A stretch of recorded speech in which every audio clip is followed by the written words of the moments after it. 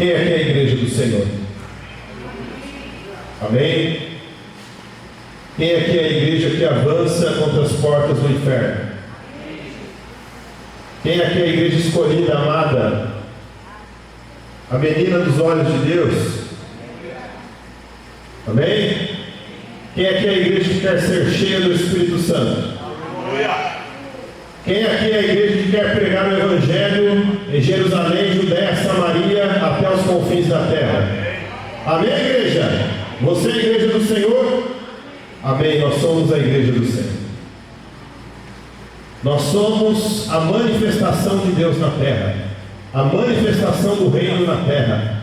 Nós somos as mãos de Jesus, os pés de Jesus, os olhos de Jesus para o necessitado, os ouvidos que vão ouvir as pessoas que ninguém quer ouvir, as mãos que vão levantar o caído, amém? A boca que vai pregar e vai alcançar o perdido, amém, igreja?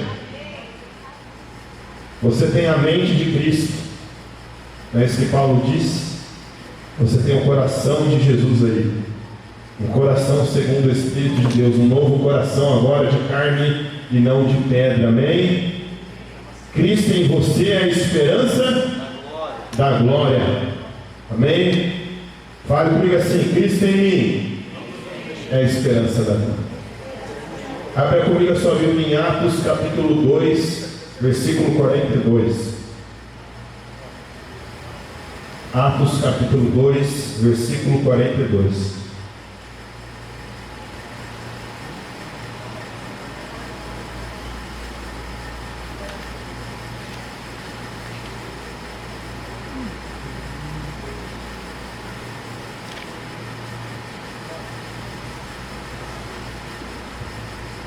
Atos capítulo 2, versículo 42, a palavra de Deus nos diz: eles se dedicavam ao ensino dos apóstolos, à comunhão, partir do pão e as orações.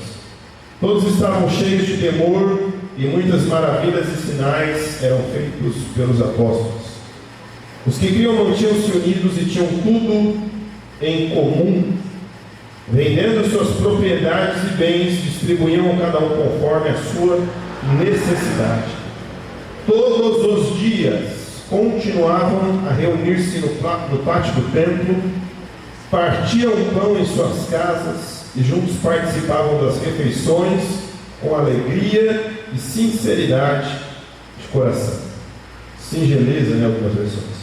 Louvando a Deus e tendo a simpatia de todo o povo. E o Senhor lhes acrescentava diariamente os que iam sendo salvos. Senhor Deus e Pai, obrigado por esta palavra, Deus, que nesses dias tem marcado a vida da Tua igreja, apesar das lutas, das perseguições, Deus, dos levantes. Esta é a igreja do Senhor. Esta não é a igreja primitiva, esta é a igreja de Jesus. E esses princípios continuam fazendo parte da igreja do Senhor. E nós queremos ser esta igreja, Senhor. Esta igreja que avança, essa igreja que marca, essa igreja que impacta, essa igreja que transforma as vidas, essa igreja relevante, não para que a igreja seja vista, mas para que o Senhor da igreja seja honrado e glorificado, Senhor. Eis-nos aqui como igreja do Senhor, para dar glória e honra ao Teu nome, e que nós, Senhor, temos a revelação desta palavra ao nosso espírito nesta noite, no nome de Jesus, amém. Jesus nos dá uma ordem como igreja. Jesus dá uma missão à sua igreja. Jesus aparece aos discípulos lá em João capítulo 20, e ele sopra sobre os discípulos. E ele diz: paz seja convosco. E ali Jesus fala: vocês vão receber do poder do Espírito. E Jesus, em vários outros momentos, ele vem se revelando aos seus discípulos.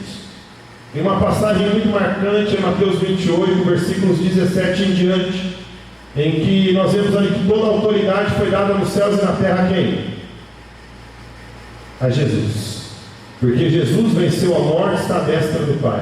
Jesus fala assim, o Senhor Jesus fala assim: toda a autoridade me foi dada nos céus e na terra. Então você, minha igreja, Você, meu povo, você que é meu discípulo, você que me segue, você que me serve, então se levante, vá, faça discípulos, pregue a minha palavra, leve-os ao batismo, leve-os a conhecer a minha palavra, ensinando-os a guardar todos os meus mandamentos. E fique tranquilo, igreja, porque eu estarei com vocês todos os dias, até a consumação dos séculos, até Jesus voltar, até o céu se rasgar. O Senhor da igreja está com a sua igreja, o Espírito Santo de Deus está se movendo sobre a igreja e capacitando a igreja a avançar. Amém, igreja? Amém. Glória a Deus.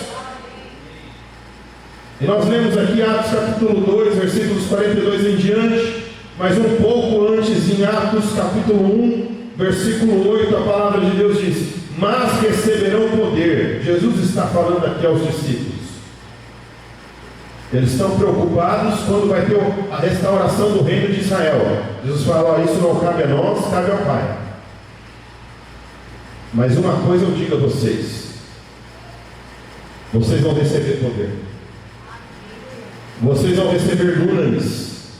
Vocês vão receber o dunamis de Deus, que é o que? Que é o ato milagroso, miraculoso, o ato poderoso de Deus.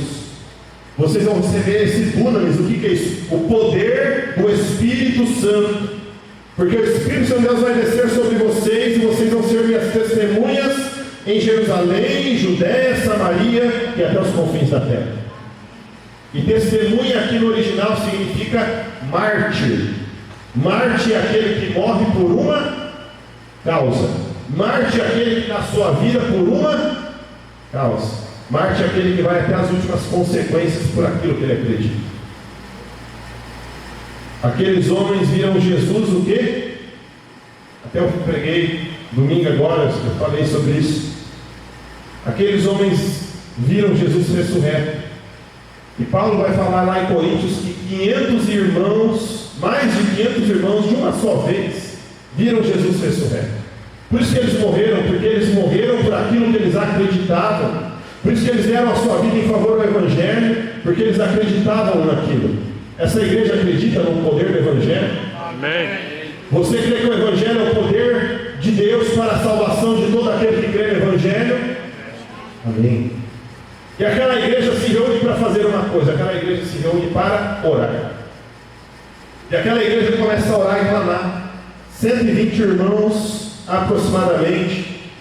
E eles estão orando. Chega o dia de Pentecoste.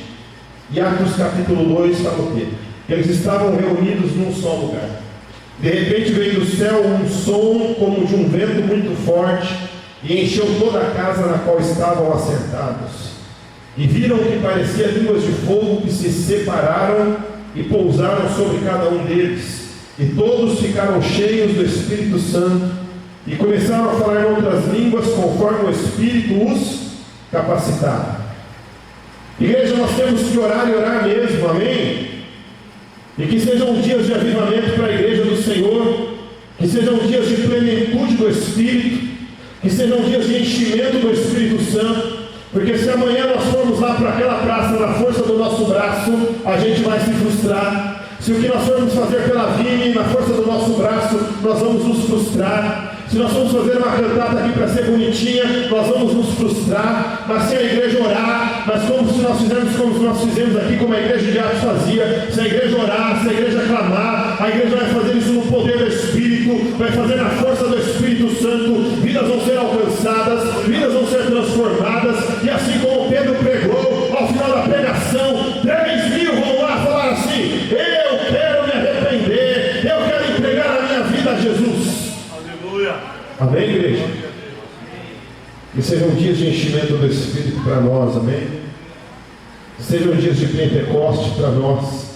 Sejam dias de enchimento do Espírito, de capacitação do Espírito Santo. E o tema da minha mensagem, que vai ser breve, é a igreja que marca a história, amém? A igreja que marca a história. Nós podemos ser uma igreja que tem uma história. A igreja Batista Betel, uma igreja lá de Presidente Prudente, pastor José Roberto estava lá, titular, fundou a igreja, pastor Lucas. Mas a forma que essa igreja nasce, a forma que as coisas vêm caminhando nessa igreja, essa igreja não é uma igreja somente que tenha uma história, mas essa é uma igreja que marca a história. Essa é uma igreja em que Deus tem feito parte da história dessa igreja, e Deus está escrevendo uma história através da vida dessa igreja. Amém, igreja? Amém? Esses dias eu preguei lá em Martinópolis, um pequeno grupo, e eu falei algo assim, já preguei isso para os jovens também. Existe uma história antes de Cristo e uma história depois de Cristo. Amém? O nosso Senhor, o nosso Senhor Jesus Cristo, Ele marcou a história o quê? Do mundo, não é isso? Sim ou não? O Senhor Jesus Cristo marcou a história do mundo, sim ou não? Tanto que nós contamos o que? Antes e depois de Cristo. Da mesma forma, na minha e na sua vida, há uma vida antes e depois de Cristo, não é isso? Sim ou não? Você carrega a presença de Deus aí dentro? O Espírito de Deus está aí dentro? Cristo em ti é a esperança da glória. Maior é aquele que está em você do que aquele que está no mundo. Então você é a igreja que marca a história, amém? Você é a igreja do Senhor, que por onde você passa com a presença de Deus. Aonde os seus pés pisam, você pisa com autoridade, porque você tem a presença de Jesus. Aonde as suas mãos tocam, você toca com autoridade, porque você crê que no que está escrito lá, que se te picar, você não vai morrer nem com a serpente. Que se você colocar a mão sobre o enfermo, ele vai ser curado. Que se você colocar a mão sobre os demônios, eles vão ter que se submeter ao nome de Jesus, e aquela vida vai ser liberta. Porque você não tem que ser uma igreja covarde, mas você tem que ser uma igreja que se levanta no poder do Espírito Santo.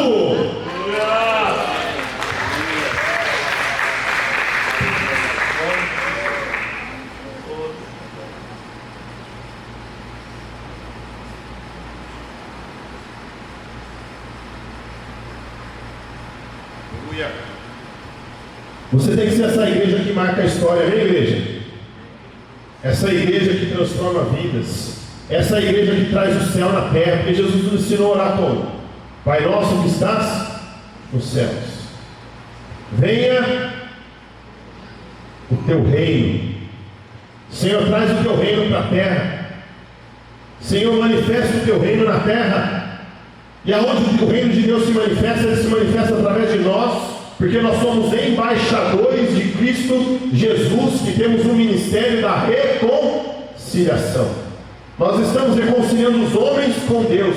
Está lá em 2 Coríntios capítulo 5. Nós somos embaixadores de Cristo. E o embaixador, ele representa um reino, não é isso? Nós representamos o reino de Deus. Então nós pregamos, vidas são salvas. Nós profetizamos, aquilo que Deus coloca dentro de nós acontece. Nós colocamos a mão sobre o enfermo, ele é curado. Nós colocamos a mão sobre o endemoniado, ele é liberto. Nós damos uma ordem, ele é liberto. Por quê? Nós manifestamos o reino de Deus.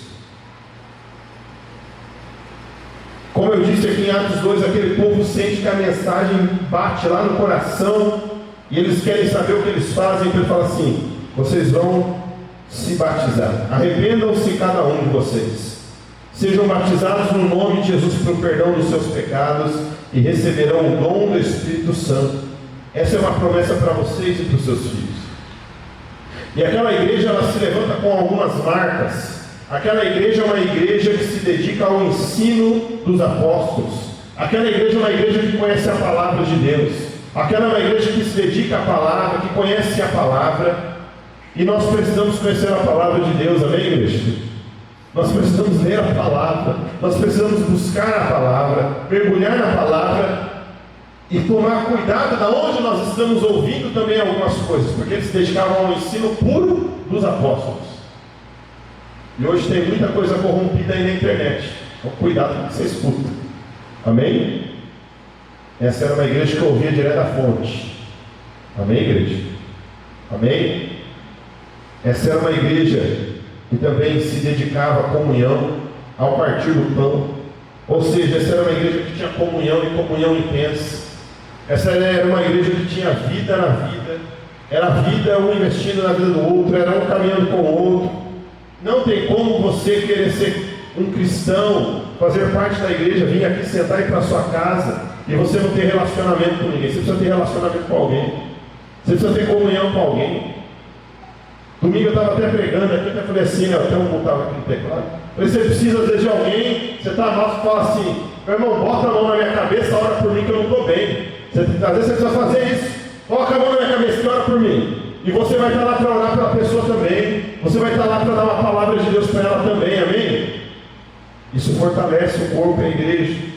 Aquela igreja, ela se dedicava à oração, era uma igreja que orava. Nós temos intercessão na terça, nós temos o culto de quarta, o culto de oração. Aquela era uma igreja que nós temos que orar no individual, mas nós precisamos orar como igreja, porque existem coisas, a gente precisa entender esse princípio, que qual é o princípio? Às vezes eu oro por algo, Deus pode fazer na minha vida. Mas e se eu oro com mais alguém? Se alguém concordando com a minha oração, não é diferente? Porque onde estão dois, aonde estão três, se alguém concordando com aquilo que eu estou orando, se alguém clamando para aquilo que também eu estou clamando, existem coisas que acontecem dessa forma, amém? Acontecem na unidade da oração. Aquela igreja tinha uma vida de oração. Aquela igreja estava cheia do temor. Aquela igreja era uma igreja que tinha maturidade espiritual e piedade. Era uma igreja que temia a Deus.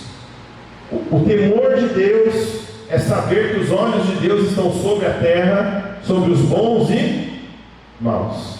E Ele está vendo tudo aquilo que o homem faz, quer seja bom, quer seja mal. Essa era uma igreja que temia ao Senhor. E ela não só temia, ela estava cheia do temor de Deus. Essa era uma igreja em que muitas maravilhas e sinais eram feitas pelos apóstolos. Ou seja, era uma igreja que vivia o sobrenatural de Deus. Essa igreja tem vivido o sobrenatural de Deus? Esses dias eu estava conversando com uma pessoa que está em outra igreja. E nessa outra igreja não acontece o que acontece aqui. E tem lugar que as pessoas acham até estranho o que acontece às vezes aqui. Sabia disso? E tem igreja que não acontece o que acontece aqui. Você sabia disso, sim ou não? Tem lugar que não acontece. Na verdade tem igreja que eles nem creem, né? Porque eles creem que os dons cessaram. Cessou tudo. Cessou, acabou tudo, né? Deus já não faz mais algumas coisas. Mas nós cremos nessa igreja que ainda as maravilhas e os sinais acontecem, amém, igreja? Nós ainda somos uma igreja em que maravilhas e sinais vão acontecer e vão acontecer nesse lugar, amém? Glória a Deus. Essa era uma igreja que se mantinha unida, tinha tudo em comum, era tão unida que vendia o que tinha para compartilhar com o outro. Que eles estavam o quê? Eles estavam tão ansiosos pela volta de Jesus, que eles imaginavam que seria logo, que eles vendiam seus bens, colocavam aos pés dos apóstolos e falavam assim, não, vamos desfrutar a vida como igreja. Tanto que eles estavam juntos que dia da semana? O que diz aqui? Diariamente, todos os dias. E tem gente que é crente Faustão, né? Agora não é mais Faustão, né? Agora é o Luciano Huck, agora quem que fica lá no domingo lá, nem sei mais. Não assisto Mas eu sei falar que é o crente Faustão, é o quê? Aquele que só aparece aonde? Só aparece no domingo. A pessoa só aparece no domingo e acha que vai conseguir ser cristão só de domingo. Não tem como. Essa era uma igreja que estava unida, caminhava na unidade. Essa era uma igreja que tinha uma administração transparente. Tudo estava diante dos apóstolos. Era uma igreja em que tinha ação social. Por que essa igreja tinha ação social? Porque ela atendia as pessoas conforme as suas necessidades. Essa igreja tem procurado atender as necessidades das pessoas que não têm Jesus. Essa igreja tem suprido as necessidades muitas vezes de irmãos e irmãs que estão passando por momentos difíceis, sim ou não? Sim. Sim. Sempre foi assim. É uma igreja que se preocupa com quem está passando por momentos difíceis. Essa era uma igreja que perseverava no templo, nas casas. Era uma igreja alegre, era uma igreja vibrante, era uma igreja sincera, né? Singeleza ou sinceridade. O que é isso? Que não tinha cera, porque tem muitas pessoas que vêm para a igreja com uma cera na cara, quer mostrar que é cristão, mas de verdade não é cristão coisa nenhuma. É uma igreja sincera, o quê? Aquilo que eu sou na igreja, eu sou na minha casa, eu sou no meu trabalho, porque tem gente que aqui na igreja, santo, santo, santo, em casa fala palavrão, briga com a esposa, rebenta com os filhos, no trabalho dá mau testemunho. Cristão não fala palavrão, misericórdia. Amém? Glória a Deus. Né? Tempos atrás eu dei uma apertada aí nos jovens aí. Cristão não fala palavrão. Palavra torta não tem que sair da boca do cristão. Uma igreja sincera, uma igreja que louvava e adorava a Deus. Essa igreja estava vivendo algo tão assim, vibrante, empolgante, que diz o quê? Que as pessoas falavam assim: eu quero ver o que tem naquela igreja. O que tem de diferente naquela igreja? O que há de diferente naquele povo? Gente, quem que é a igreja? A igreja não somos nós os pastores. A igreja são as pessoas que estão dentro da igreja. Porque a igreja é o corpo, são as pessoas. E as pessoas vão ser atraídas do quê? Conforme aquilo que nós estamos demonstrando aí fora, amém? Conforme o testemunho que estamos dando. Então essa é uma igreja que perseverava. Era uma igreja que perseverava em conhecer a Deus, na comunhão, no partir do pão, na oração, no temor, na santidade, no sobrenatural. E o Senhor lhes acrescentava diariamente os que iam sendo salvos.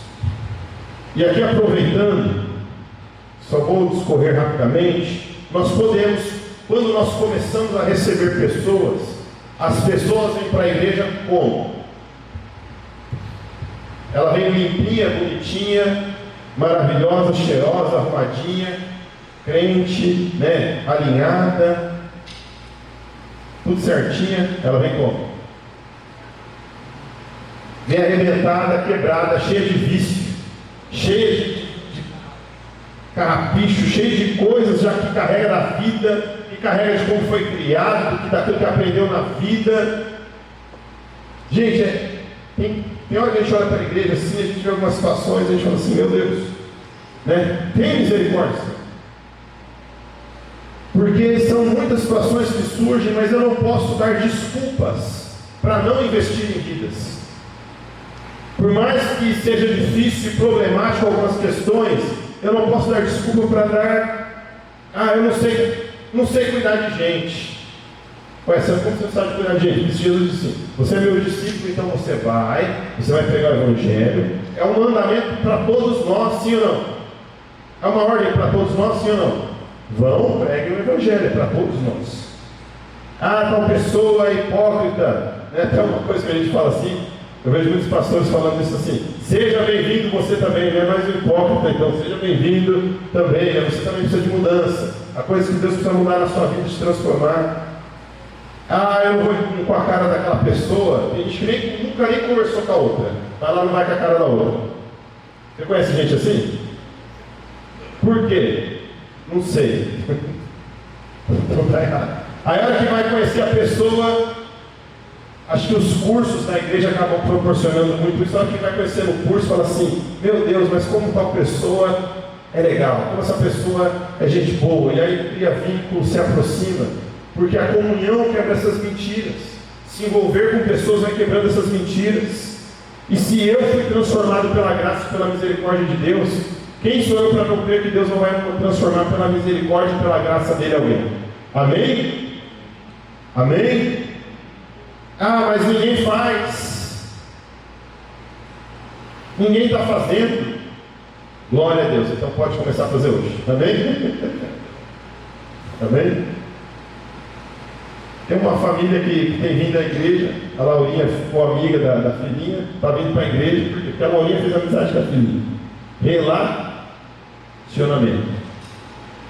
Quantos casais que eu não atendo e eu resolvo na mesa muitas coisas? Relacionamento. Se nós tivéssemos mais relacionamento, nós íamos ter mais pessoas curadas, mais pessoas restauradas.